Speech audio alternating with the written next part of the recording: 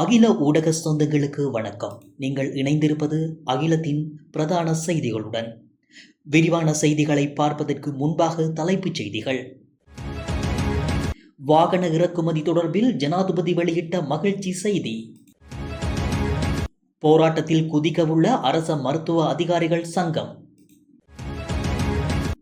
ரணிலே அடுத்த இலக்கு, கைது தொடர்பில் அனுரவின் மறைமுக கருத்து. ஜனாதிபதியை ஒரு பெண்ணுடன் இணைத்து வந்த செய்தி, சிஐடியில் முறைப்பாடு. நாமலுக்கு எதிரான வழக்கு, நீதிமன்றம் பிறப்பித்த உத்தரவு. வடக்கு தொடருந்து சேவை நேரங்களில் மாற்றம், விடுக்கப்பட்ட அறிவிப்பு.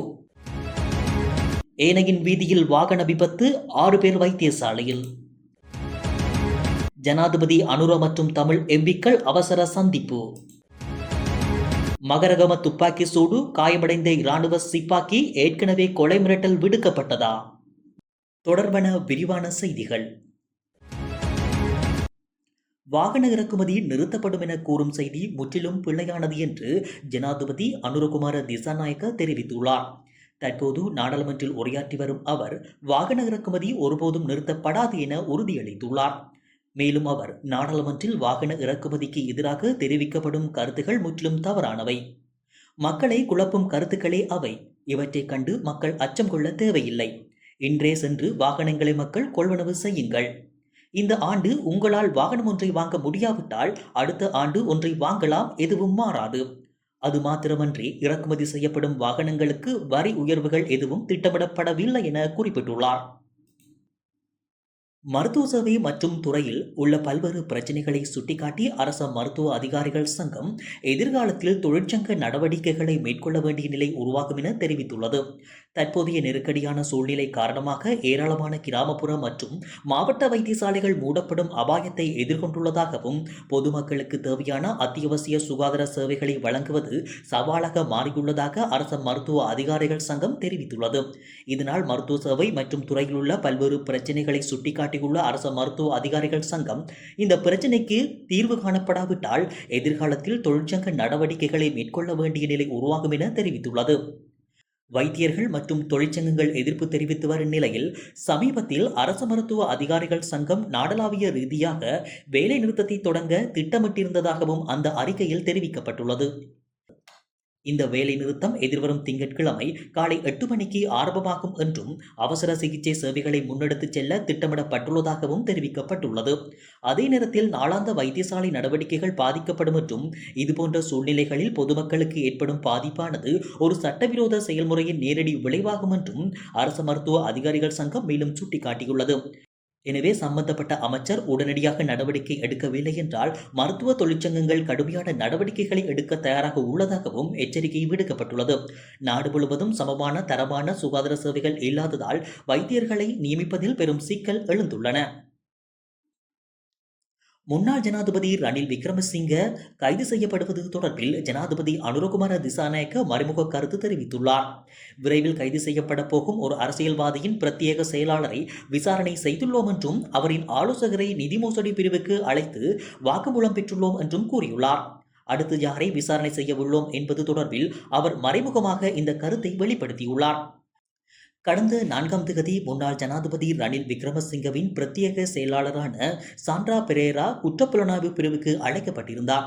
ஜனாதிபதி செயலகத்தின் நிதி ஒதுக்கீடுகளை பயன்படுத்தி மேற்கொள்ளப்பட்ட வெளிநாட்டு பயணம் ஒன்று தொடர்பான விசாரணைக்காக இந்த அழைப்பு விடுக்கப்பட்டிருந்தது. மேலும் ரணில் விக்ரமசிங்கவின் முன்னாள் தலைமை அதிகாரி சாகல ரத்நாயக்க குற்றப்புலனாய்வு திணைக்களத்தில் நேற்று முன்னிலையாகியிருந்தார். இந்நிலையில் இன்று நாடாளுமன்றில் ஜனாதிபதி தெரிவித்த கருத்து ரணிலை இலக்கு வைத்த ஒன்றா என கேள்வி எழுந்துள்ளமை குறிப்பிடத்தக்கது.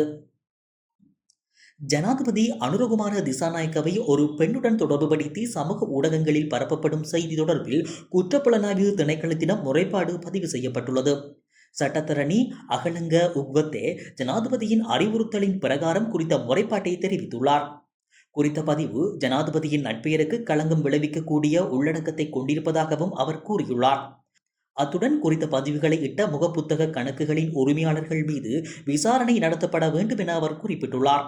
மேலும் முற்றிலும் ஆதாரமற்ற இந்த பதிவுகள் சமூகத்தை தவறான வழியில் வழிநடத்தக்கூடும் எனவும் அவர் தெரிவித்துள்ளார். நாடாளுமன்ற உறுப்பினர் நாமல் ராஜபக்ச மற்றும் அவர் உள்ளிட்ட பிரதிவாதிகள் குழுவிற்கு எதிராக தாக்கல் செய்யப்பட்ட வழக்கை எதிர்வரும் ஜனவரி 29ஆம் தேதி மீண்டும் விசாரணைக்கு எடுத்துக்கொள்ள கொழும்பு நீதவான் நீதிமன்றம் உத்தரவிட்டுள்ளது. நாமல் ராஜபக்ச முன்னதாக சட்டவிரோதமாக சம்பாதித்த 15 பில்லியன் பணத்தை NRN கன்சல்டன்சி என்ற நிறுவனத்தின் முதலீடு செய்தமை தொடர்பாக வழக்கு தொடரப்பட்டது. இந்த முறைப்பாடு இன்று கொழும்பு தலைமை நீதிவான் தனுஜா லக்மாலி ஜெயதுங்க முன்னிலையில் விசாரணைக்கு எடுத்துக் கொள்ளப்பட்டது.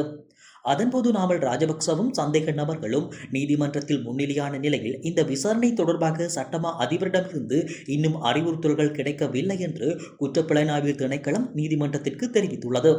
அதனைத் தொடர்ந்து வழக்கை ஜனவரி 29ஆம் தேதி மீண்டும் விசாரணைக்கு உத்தரவிட்ட நீதவான் சட்டமா அதிபரின் அறிவுறுத்தல்கள் குறித்து நினைவூட்டல்களை அனுப்பவும் உத்தரவிட்டார்.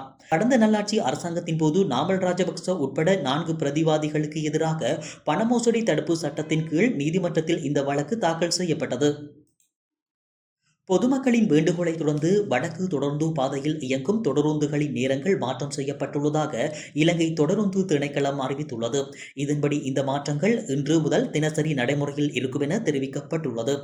இதேவேளை கடந்த சில வாரங்களாக கொழும்பு கோட்டை தொடருந்து நிலையத்திலிருந்து இயக்கப்பட்டு வந்த இன்டர்சிட்டி அதிவேக தொடருந்து எண் 4021 கல்கிசை தொடருந்து நிலையத்திலிருந்து துவங்க ஏற்பாடு செய்யப்பட்டுள்ளதாகவும் காங்கேசன்துறை கொழும்பு கோட்டை பாதையில் இயங்கும் இன்டர்சிட்டி தொடருந்து எண் 4022 சேவையும் கல்கிசை வரை நீட்டிக்கப்படும் எனவும் அறிவிக்கப்பட்டுள்ளது. பணியாளர் பற்றாக்குறை காரணமாக கடந்த நாட்களில் இவ்வாறு தொடருந்து சேவையை துவங்க முடியாமல் இருந்தது என்றும் அதிகாரிகள் தெரிவித்துள்ளனர். எனினும் எதிர்வரும் 10ஆம் தேதி முதல் தொடருந்து எண் 4021 கல்கிசையிலிருந்து துவங்கி தொடருந்து எண் 4022 காங்கேசன்துறையிலிருந்து கல்கிசை வரை இயக்கப்படும் என இலங்கை தொடருந்து திணைக்களம் கூறியுள்ளது. கண்டி ஜாழ்ப்பாணம் ஏனையின் வீதியில் வாகனம் ஒன்று கவிழ்ந்து விபத்துக்குள்ளானதில் 6 பேர் காயமடைந்துள்ளதாக போலீசார் தெரிவித்துள்ளனர். குறித்த விபத்தானது இன்று ஆணையரவுக்கும் இயக்கச்சிக்கும் இடையில் இடம்பெற்றுள்ளது. இவ்விபத்தின் போது வாகனத்தில் 8 பேர் பயணித்துள்ள நிலையில் அவர்களில் சாரதி உட்பட 6 பேர் காயமடைந்து அனுராதபுரம் வைத்தியசாலையில் அனுமதிக்கப்பட்டுள்ளதாக தெரிவிக்கப்படுகிறது. காயமடைந்தவர்கள் மத்துகம பகுதியில் இருந்து ஜாத்திரைக்கு வந்தவர்கள் என போலீசார் தெரிவித்துள்ளனர். வாகனத்தின் பின் சக்கரத்தில் ஏற்பட்ட தொழில்நுட்ப கோளாறு காரணமாக இந்த விபத்து இடம்பெற்றுள்ளதாக போலீசார் தெரிவித்துள்ளனர். ஜனாதிபதி அனுரகுமார திசாநாயக்க தமிழ் நாடாளுமன்ற உறுப்பினர்களை இன்று அவசரமாக சந்திக்க உள்ளதாக தெரிவிக்கப்படுகிறது. தமிழ் நாடாளுமன்ற உறுப்பினர்கள் 15 பேரின் எழுத்து மூலமான அவசர வேண்டுகோளின் பெயரில் இந்த சந்திப்பு இடம்பெற்றுள்ளது. மன்னார் மாவட்டத்தில் அமைக்கப்படும் காற்றாலை மின் கோபுரங்கள் தொடர்பில் தமிழ் பேசும் நாடாளுமன்ற உறுப்பினர்கள் 15 பேர் ஒப்பமிட்டு ஜனாதிபதிக்கு அனுப்பி வைத்த கடிதம் தொடர்பில் ஆராயவே இந்த சந்திப்பு ஏற்பாடு செய்யப்பட்டுள்ளது. நாடாளுமன்ற கட்டட தொகுதியில் இன்று மதியம் 2 மணிக்கு நடைபெறவுள்ள இந்த சந்திப்புக்கு கடிதத்துக்கு ஒப்பமிட்ட நாடாளுமன்ற உறுப்பினர்களுடன் கடிதத்தில் ஒப்பமிடாத வடக்கு கிழக்கு நாடாளுமன்ற உறுப்பினர்களும் மன்னார் மாவட்டத்தைச் சேர்ந்த 5 சிவில் சமூக செயற்பாட்டாளர்களும் அழைக்கப்பட்டுள்ளனர். அதேவேளை இந்த சந்திப்புக்கு மன்னார் காற்றாலையுடன் தொடர்புடைய திணைக்கள அதிகாரிகளும் அழைக்கப்பட்டுள்ளனர். மகரகம நாவின பகுதியில் உள்ள பஸ் தரிப்பிடத்திற்கு முன்பாக நேற்று புதன்கிழமை இரவு இடம்பெற்ற துப்பாக்கி சூட்டு சம்பவம் தொடர்பில் பல்வேறு தகவல்கள் கிடைத்துள்ளதாக போலீசார் தெரிவித்தனர். மகரகம நாவின பகுதிக்கு நேற்று இரவு 8 மணியளவில் மோட்டார் சைக்கிளில் சென்ற இனந்தெரியாத இருவர் இராணுவ சிப்பாய் ஒருவர் மீது துப்பாக்கி சூடு நடத்திவிட்டு அங்கிருந்து தப்பிச் சென்றுள்ளனர். துப்பாக்கி சூட்டில் காயமடைந்த இராணுவ சிப்பாய் கழுபோவில போதனா வைத்தியசாலையில் அனுமதிக்கப்பட்டு மேலதிக சிகிச்சைக்காக கொழும்பு தேசிய வைத்தியசாலைக்கு மாற்றப்பட்டுள்ளார். துப்பாக்கி சூட்டில் காயமடைந்தவர் கட்டுக்குருந்த இராணுவ முகாமில் கடமையாற்றும் 28 வயதுடைய இராணுவ சிப்பாய் ஒருவர் ஆவார். இவர் தெஹிவளை கழுபோவில் பிரதேசத்தைச் சேர்ந்தவர் ஆவார். இது தொடர்பில் போலீசார் மேற்கொள்ளப்பட்ட விசாரணைகளில் பாதாள உலக கும்பலைச் சேர்ந்த கொஸ்மல்லி என்பவர் துப்பாக்கி சூட்டில் காயமடைந்த இராணுவ சிப்பாய்க்கு அண்மையில் கொலை மிரட்டல் விடுத்துள்ளதாக தெரிய வந்துள்ளன. சம்பவத்தன்று கோஸ்மல்லி என்பவர் துப்பாக்கி சூட்டில் காயமடைந்த இராணுவ சிப்பாய்க்கு தொலைபேசியில் அழைப்பு விடுத்து நாவின பிரதேசத்திற்கு வரவழைத்துள்ளதாக போலீசார் விசாரணைகளில் மேலும் தெரிய வந்துள்ளது. பாதாள உலக கும்பல்களுக்கு இடையில் ஏற்பட்ட தகராறு காரணமாக இந்த துப்பாக்கி சூட்டு சம்பவம் இடம்பெற்றிருக்கலாம் என போலீசார் சந்தேகிக்கின்றனர். அத்துடன் பாதாள உலக கும்பலைச் சேர்ந்த படோவிட்ட அசங்க என்பவரின் தரப்பினரால் இந்த துப்பாக்கி சூடு மேற்கொள்ளப்பட்டிருக்கலாம் என போலீசார் சந்தேகிக்கின்றனர். துப்பாக்கிதாரிகள் பயணித்த மோட்டார் சைக்கிள் வாடகை அடிப்படையில் பெற்றுக் கொள்ளப்பட்டது எனவும் போலீசார் தெரிவித்தனர். எவ்வாறு இருப்பினும் இந்த துப்பாக்கி சூட்டு சம்பவத்திற்கான காரணம் இதுவரை கண்டறியப்படவில்லை என போலீசார் தெரிவித்தனர். இது தொடர்பான மேலதிக விசாரணைகளை போலீசார் மேற்கொண்டு வருகின்றனர். அகிலம் மாற்றத்திற்கான மக்கள் குரல். இந்த வீடியோ பிடிச்சிருந்தா லைக் பண்ணுங்க, கமெண்ட் பண்ணுங்க, ஷேர் பண்ணுங்க. மறக்காம கீழே இருக்க பெல் ஐகானை கிளிக் பண்ணுங்க.